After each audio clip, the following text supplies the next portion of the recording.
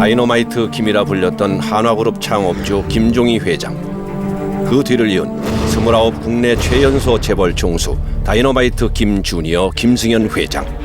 그 큰 그룹을 아버지로부터 일찍 29살 나이에 위협받아가지고 무사히 이제 끌고 오는 것들은 어쨌든 김승현 회장의 독특한 리더십이 분명히 있다고 봐요.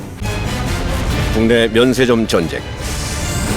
베일에 쌓여있던 한화 갤러리아는 여의도의 심장이자 대한민국 대표 랜드마크인 63빌딩을 면세점 후보지로 내놓았다. 대한생명 인수에 성공하면서 한화로 주인이 바뀐 63빌딩. 63빌딩은 이제 우리나라 그 경제 발전사에 있어서 커다란 상징이다. 한강의 기적을 나타내는 상징이다라고 볼 수가 있고요. 두 번째는 미국의 이제 엠파이어 스테이트 빌딩이나 파리의 에펠탑처럼 말 그대로 우리 대한민국을 상징하는 당시로 와서는 최고의 높은 건물이고. 전 세계 면세점 시장 규모 1위인 한국. 황금알을 낳는 거위라 불리는 면세점 사업권을 따기 위해 63빌딩을 건 한화. 유통기업 오너들의 치열했던 싸움. 승리자는 이부진과 정몽규. 그리고 승부사 김승현도 면세점을 품에 안는다. 또한 면세 사업자 선정 과정에 있어서 중요하게 봤던 부분 중에 하나가 면세점 운영 능력이었습니다. 근데 한화 같은 경우에는 제주도에서 면세 사업을 운영을 하고 있긴 했었지만 지난 작년부터 시작을 했었기 때문에 신세계나 신라 대비해서는 운영 능력 면에서는 좀 여리에 있었다고 봤었고요. 여의도 6배 면적의 모래사막. 김승현은 면세점에 이어 이라크 신도시 건설에 사활을 걸었다. 김승현의 통큰 배팅은 과연 이번에도 통할까? 한화그룹 김승현, 승부사가 꺼내든 비장의 카드. 면세점을 잡아라. 정부가 15년 만에 허용하는 서울 시내 면세점 신규 특허권을 놓고 전쟁의 서막이 오른다. 특히 굴지의 대기업 오너들의 자존심이 걸렸던 터라 모든 이목이 집중됐다. 면세점 입찰 접수가 시작된 날 비장한 각오로 속속 출사표를 던지는데 후보 사업자 가운데 가장 먼저 사업 계획서를 제출한 한화. 면세점 사업권을 반드시 따내고야 말겠다는 김승현 회장의 강한 의지가 드러났다. 김승현 회장이 뭘 하면은 올인하는 스타일 같아요. 뭘 하나 딱 마음을 먹으면 끝을 봐야 된다는 거죠. 그래서 굉장히 다른 사람이 볼 때는 그룹을 어떻게 보면 좀 안정적이기보다는 좀 모험적으로 끌어간다는 생각을 할 수도 있을 거예요. 김승현 회장을 두고. 그러나 김승현 회장은 그때그때 위기 있으면 일단 시작을 하면서 돌파해 나가자. 이제 이런 스타일. 김승현 회장의 자신감과는 달리 한화 갤러리아는 면세점 후보에서 주목받지 못했다. 다른 기업들에 비해 규모도 작고 시내 면세점 운영 경험이 없었기 때문 모두의 예상을 뒤엎을 카드가 필요했다. 이길 확률이 별로 없는 승부의 갈림길에 선 김승현. 역전의 승부사 김승현은 그 순간 63빌딩을 면세점 부지로 내놓겠다. 결정적인 순간에 던진 승부수 63빌딩. 대한민국 대표 랜드마크 황금빛 63빌딩은 중국인 관광객들로부터 골드바라는 별명까지 얻고 필수 관광 코스가 될 정도로 유명했다. 이보다 더 좋은 조건은 없었다. 중국인들이 가장 좋아하는 게 한강입니다. 그리고 여기 황금색 빌딩인 63빌딩. 여기에 이제 면세 사업장이 이제 들어서게 되면 말 그대로 일석삼조의 효과가 있다고 보여지죠. 그러니까 중국인들 같은 경우는 특히 이제 황금색 좋아하잖아요. 그래서 예전에는 이 황금색이 과연 한강과 이게 맞느냐 이런 좀 논란도 있었어요. 지금 와서 생각해 보면 참으로 이게 잘 맞는 거죠. 63빌딩과 한강, 여의도를 잇는 새로운 관광 자원을 개발해 관광 르네상스를 이루겠다는 한화의 비전은 적중한다. 가까이 있는 노량진 수산시장도 연계해 패키지 상품을 만든다는 구상도 높은 평가를 받게 된다. 여의도 봄꽃 축제부터 세계 불꽃 축제까지 관광 인프라를 내세워 아시아 최고의 쇼핑 랜드마크로 탈바꿈시키겠다는 김승현. 그의 비장의 카드는 역전 드라마를 만든다.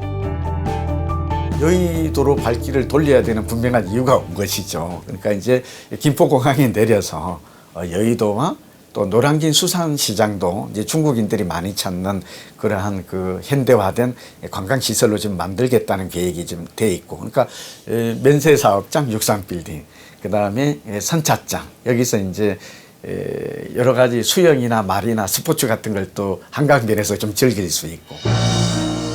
면세점 입찰에 신의 한 수가 된 63빌딩. 원래 주인은 우리나라 최초의 생명보험사인 대한생명이었다. 모기업이었던 신동아그룹이 IMF 외환위기를 넘지 못하자 대한생명은 부도를 맞는다. 전국적인 보험 유통망과 63빌딩까지 대한생명의 가치는 실로 대단했다. 1999년 정부의 공개 입찰에 김승현은 입찰 제안서를 직접 제출하며 대한생명 인수에 집념을 보였다. 재무 구조가 시원치가 않았지만 한 달에 보험료 수입만 5천억씩 들어와요. 그거 엄청난 겁니다. 거기에다가 보험회사들이니까 전국에 엄청난 부동산 잡아갖고 있잖아요. 그 부동산의 어떤 평가 가치도 무지하게 크죠. 그래서 그런 이제 몇 가지 이유 때문에 한화가 적극적으로 M&A 달겨들었고, 한화그룹의 새로운 사업을 모색하던 김승현 회장에게 찾아온 절호의 기회. 그는 돌연 삼성그룹 이건희 회장에게 전화를 건다. 당시 삼성생명은 명실공히 생명보험업계의 선두주자, 각별한 신뢰를 쌓아왔던 이건희 회장에게 삼성생명을 경쟁 상대로 삼지 않겠다는 뜻을 전달한다. 돈을 벌되 사리에 어긋나서는 안 된다. 선친의 가르침이 이를 뒷받침한다. 사실 하나그룹 같은 경우는 금융에 대한 노하우 경험이 전혀 없었던 입장에서 대한생명을 인수한 것은 상당히 큰 부담이라고 볼 수가 있죠. 그런데 이제 이건희 회장님을 승지원으로 직접 찾아가서 여기서 두 분이 깊은 대화를 나눈 것으로 알려져 있고, 여기에 이건희 회장께서 허심탄회하게 그 경영의 노하우, 국내 생명보험업계 빅3 중 하나인 대한생명의 새 주인은 과연 누가 될 것인가? 때마쳐 미국의 투자 운영사인 칼라일 그룹의 아시아 담당 선임 고문이었던 부시 전 대통령이 방한한다. 로비스트 자격으로 들른 것이다. 또 다른 인수합병 전문 회사인 파나콤의 자문 역할도 겸하고 있던 부시는 대한생명 투자 의사를 밝혔고, 당시 이현재 금감위원장을 만나 한국 정부에 협조를 요청한다. 교보생명 밑에 바로 대승했거든요. 그 2, 3위를 계속 유지시키고 왔단 말이죠. 그만큼 이 현금 교회라든가 소위 그 순환시킬 수 있는 이 자금 순환력, 이 부분에 있어서는 대생만큼 따라가는 기업이 별로 없었습니다. 그래서 그 당시 이제 시쳇말로 재계에서는 생명보험사를 먹으면은 기업이 큰다, 뭐 이런 얘기까지 오고 간 정도였습니다. 공개 입찰 후 대한생명 인수 유력 후보는 LG였다. 그러나 5대 그룹은 신규로 생명보험 사업을 못한다는 정부의 발표로 제동이 걸린다. 정부의 압박을 이기지 못한 LG는 결국 대한생명 인수전에서 손을 떼는데, 알고 보니 그해 1월에 터진 온로비 사건으로 들끓던 여론을 의식한 정부의 처사. 온로비 의혹 사건을 수사하고 있는 특별검사팀은 오늘 앙드레김 의상실을 샅샅이 뒤지는 것을 시작으로 5곳을 압수수색했습니다. 일부 업소는 거세게 저항하기도 했습니다. 1999년 5월 당시 최순영 신동아그룹 회장의 부인이 외화 밀반출 혐의를 받던 남편의 구명을 위해 고위층에 옷을 선물했다는 이른바 온로비 사건. 고위층과 재벌들을 향한 부정적인 시선이 급속도로 퍼져나갔고, 재벌그룹 LG가 인수를 포기하면서 남은 회사는 한화그룹과 미국 보험사 메트라이프. 모든 직원들에게 여기에 우리의 그룹의 운명을 건다, 이렇게 선언을 했습니다. 어떤 경우라도 우린 대한생명을 인수해야 된다. 그 당시에 또 하나는 뭐냐면은 신규 사업을 또 이제 유치해야 될 필요성이 있었는데, 그룹이 이제 제3의 도약기를 막기 위해서 그때 김성희 회장이 생각하고 있었던 게 금융업이에요. 미래는 금융이다. 당시 외환 위기 이후 국내 토종 기업이 해외 업체에 인수되는 일이 빈번해지자 외국 자본이 국내 기업의 성장을 위협한다는 목소리가 높아지고 있었다. 외환위기 직후 국내 보험업계 4위였던 제일생명이 독일 알리안츠에 넘어가자 김승현 회장은 국내 보험사를 지키겠다는 의지에 불타오른다. 때마침 메트라이프가 속셈을 드러내는데 부채 비율을 0으로 책정하고 추가 손실이 발생하면 이를 보전해달라는 요구를 한 것이다. 반면에 한화 김승현은 10년 안에 대한생명을 정상화시킬 수 있다는 조건으로 인수전에 임한다. 난항 끝에 정부는 한화그룹의 손을 들어준다. 이후 대한생명은 한화생명으로 이름이 바뀌었고 그룹 전체 매출의 절반을 차지하고 있다. 대한생명이 정상화될 때까지 나는 대한생명에서 보수를 받지 않겠다. 본인이 당시 대표이사직을 스스로 맡았어요. 그 다음에 그 당시에 또 어떻게 했냐면 일선 영업소를 찾아서 설계사들에게 태극기 배지를 본인이 직접 다 나눠주고 부착도 해줍니다. 대한생명, 그만큼 대한생명은 우리나라의 대표적인 생명회사로 커야 된다. 대한생명 인수 과정을 통해 김승현의 남다른 승부사 기질을 지켜봤던 이건희. 그 과정에서 김승현 회장보다 10살 위인 이건희는 김승현의 경영 멘토가 되어주었다. 두 회장의 각별한 사이를 증명하는 일화가 있다. 한화 이글스 야구단이 하와이로 전지훈련을 갔을 때 평소 야구에 대한 사랑이 남달랐던 김승현 회장이 야구단 격려차 하와이를 들른다. 당시 이건희 회장이 하와이에 있다는 소식을 전해들은 김승현 회장은 한 걸음에 달려갔고 이건희 회장 역시 선수들과 함께 먹으라며 고급 술을 선물한 일도 있다. 이글스 같은 경우가 이제 주로 전지 훈련을 하와이로 이렇게 많이 떠나는데 이건희 회장님의 별장이 하와이에 있잖아요. 그러니까 건강에 폐가 안 좋으니까 그쪽에 휴양을 겨울철에는 주로 하와이에 주로 많이 가 계신 걸로 알려져 있는데 갈 때마다 두 사람이 이제 만났다고 그래요. 그리고 또 이건희 회장님 같은 경우에는 특히 그 이글스 이걸 위해서 양주나 와인 같은 걸 좀 선물을 했다. 29 젊은 나이에 그룹 총수가 된 김승현. 주변에선 불안감도 적지 않았다. 그러나 김승현의 파격적인 결단력은 한화를 세계 10대 그룹으로 성장시킨다. 돌이켜보면 1977년 이리역 폭발 사고가 한화그룹 역사상 최대의 시련이었다. 이리역에서 다이너마이트를 싣고 있던 한국화약 열차가 부주의로 폭발한 대형 창문이었다. 사고 수습을 하던 중에 창업주 김종희 회장은 미국에서 공부하던 장남 김승현을 급히 불러들였고 3년 뒤 갑작스런 죽음으로 김승현이 그룹을 이끌게 된다. 20대 후반에 딱 회장이 되고 보니까 CEO가 누구냐면 선대 창업 인맥하고 정부의 고위관리, 장관 출신 이런 분들이 CEO예요. 그러니까 주눅이 들 수밖에 없잖아요. 주눅이 드니까 여기서 오히려 없는 권위를 권위 있는 식으로 이렇게 해가지고 오히려 그 원로 CEO들한테 불신도 받기도 하고 그랬었습니다. 29 그룹 총수는 거칠 게 없었지만 현실은 그리 호락호락하지 않았다. 가장 먼저 맞닥뜨린 시련은 우려의 시선들이었다.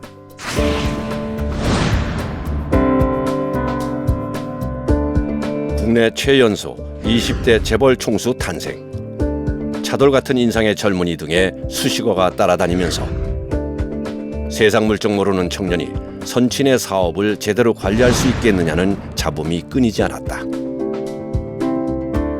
29세의 경력을 이어받았으니까 얼마나 많은 사람들이 나를 얕잡아 볼 것이냐, 또는 여기에 대해서 얼마나 많은 적들이 나를 음해하러 들 것이냐, 이런 부분들이 좀 강박관처럼 좀 있었다 봐야 되겠죠. 한화그룹의 분수령이 될 기로에서 김승현은 고독한 황태자가 아닌 선친의 뜻을 받드는 명실상부한 총수가 되기로 결심한다. 그리고 3년 뒤 다시 찾은 선친의 묘소에서 파죽지세로 한화그룹을 성장시키는 꿈을 완성한다. 자기 근집에 있는 소위 비즈니스 그룹한테는 그런 우려를 많이 불식시켰습니다. 저 친구가 뭔가 제대로 할 수 있겠냐, 뭔가 저렇게 욱하는 성질이 있는데 뭐 기업을 예의에 어긋나는 짓을 하지 않겠느냐, 무분별한 사업 확장하지 않겠느냐 이런 의견들이 굉장히 많았는데 그런 겸손한 자세를 많이 보임에 따라서 그 동정이자 원로들, 기업의 원로들이라든가 회장들이 그때부터 인정을 좀 하기 시작했죠. 한화그룹의 새 판을 짜기 시작한 김승현. 외모에도 변화가 필요했다. 김승현은 올백 스타일로 변신했고 귀민머리까지 흰색으로 염색을 한다. 강력한 리더십으로 무장한 김승현. 청년 회장이 회사를 살리기 위해 택했던 생존 방식은 바로 카리스마였다. 김승현 회장 같은 경우는 온몸에 자신감이 넘쳐 흐릅니다. 그래서 옷도 매뉴얼대로 입고 또한 자신의 제스처도 자신감이 넘쳐요. 아마 여러 사진을 보시면 주머니에 손을 놓고 있는 모습이라던가 한 손만 주머니에 넣고 있는 모습이라던가 되게 당당해 보이는 모습들을 많이 보셨을 거예요. 그게 또 다른 오너들과는 다른 김승현만의 스타일이죠. 김승현 회장의 카리스마는 현장 출근에서 더욱 존재감을 보여준다. 이번 사업의 성공적인 완수를 위해서는 협력사 임직원 여러분의 도움이 절대적일 것입니다. 중대한 경영 사안을 맡은 담당자들에게 믿고 맡기는 일명 의리 경영. 신용과 의리를 갖춘 인재가 경쟁력이라 믿기 때문이었다. 의리 경영의 출발은 김승현 회장의 경기고등학교 재학 시절로 거슬러 올라간다. 학교 내 권투부를 만들고 주장까지 맡은 김승현. 훗날 88올림픽 복싱 출전 선수들에게 남다른 애정을 쏟기도 했다. 그때 당시에는 이제 뭐 봉투 전달을 해주고 이제 그거 가지고 이제 선수들 영양식, 저희들 세대는 산삼까지 먹었어요. 선수들 1인당 6뿌리씩 그때 당시에 산삼을 1인당 6뿌리씩 해줬어요.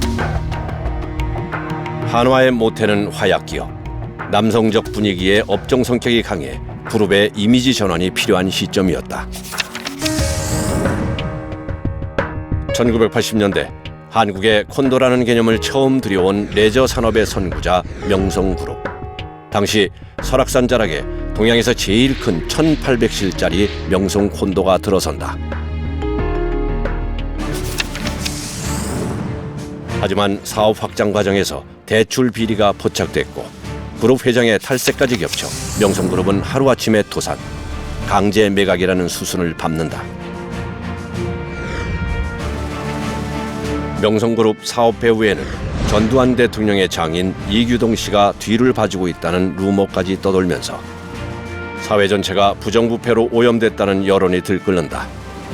그러자 김승현은 명성그룹 인수에 선뜻 나서지 못하는데 게다가 명성그룹은 자산 측면에서 한화보다 큰 기업이었지만 그보다 부채가 훨씬 많아서 위험 부담이 컸다. 예력 같은 존재였어요. 당시 명성은. 잘만 키우면은 기업의 아주 획기적인 그 기업이 발전하는 데 도움이 될 만하기도 한데 자칫하면 또 기업 전체가 부실화될 수 있는 이런 상황이었어요. 그 당시에. 그만큼 위험했어요. 김승현은 레저 산업의 미래를 예견했다. 관광객이 늘어나면서 숙박과 취사에 적합한 시설인 콘도의 인기는 날로 높아졌다. 높은 부채를 장기 분할해서 상환한다는 조건으로 한화는 명성그룹을 인수한다. 명성그룹 콘도는 한화 리조트라는 브랜드로 변신한다. 김승현은 파산 절차를 밟던 명성그룹 5개 계열사를 인수해 콘도를 비롯한 종합 레저 기업으로 탈바꿈시킨다. 명성이 가지고 있던 전국 곳곳에 그 콘도가 자리가 굉장히 상대적으로 큰 게 많았어요. 부지가. 그때 김승현 회장은 그 부지를 활용할 수 있겠다는 데 착안을 한 것이죠. 그래서 그것을 이제 그 유통과 결합시키면서 그다음 일반 레저 여러 가지 뭐 지금 요즘 나오는 이제 워터파크라든지 이는 좀 종합 레저 타운으로 개발하면 충분히 가능성이 있겠다. 1990년 중국 베이징 출장길에 오른 김승현. 환영 남조선 폭파 집단. 한화를 맞이하는 프랭카드를 본 순간 김승현은 회사 이름을 바꾸는 결단을 내린다. 소비자들에게 친근하게 다가가는 기업 이미지를 만들겠다는 생각에서 한국 화약의 앞글자를 딴 한화라는 이름으로 재도약하게 된다. 중국식으로 보면 이게 이제 환영이고 뭐 남조선, 한국을 남조선으로 번역한 것이죠. 이게 폭파, 이게 영어로는 이제 익스플로시브가 되는 것이 화약인데 이게 이제 그룹을 집단으로 번역하니까 직역을 하게 되니까 중국식 이렇게 되지만 이게 정말 우리의 국민들이나 하나 그룹의 입장에서 보면 정말 아연실색할 만한, 경악할 만한 일이 벌어진 것이죠. IMF 외환 위기, 한화도 피해갈 수는 없었다. 당시 한화 에너지를 현대 정유에 넘길 수밖에 없는 상황. 김승현은 구조 조정의 최우선 조건으로 임직원들의 고용 보장을 내세운다.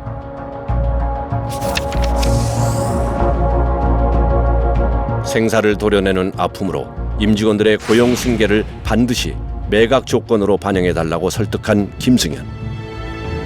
이로써 완전 고용 승계는 이루어졌고 다시 한화에 복귀하길 원하는 사람이 있다면 마지막 한 사람까지 받아주겠다는 지침을 내린다.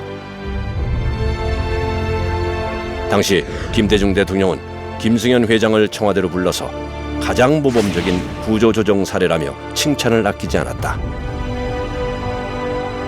이에 김승현 회장은 할 도리를 다했을 뿐입니다.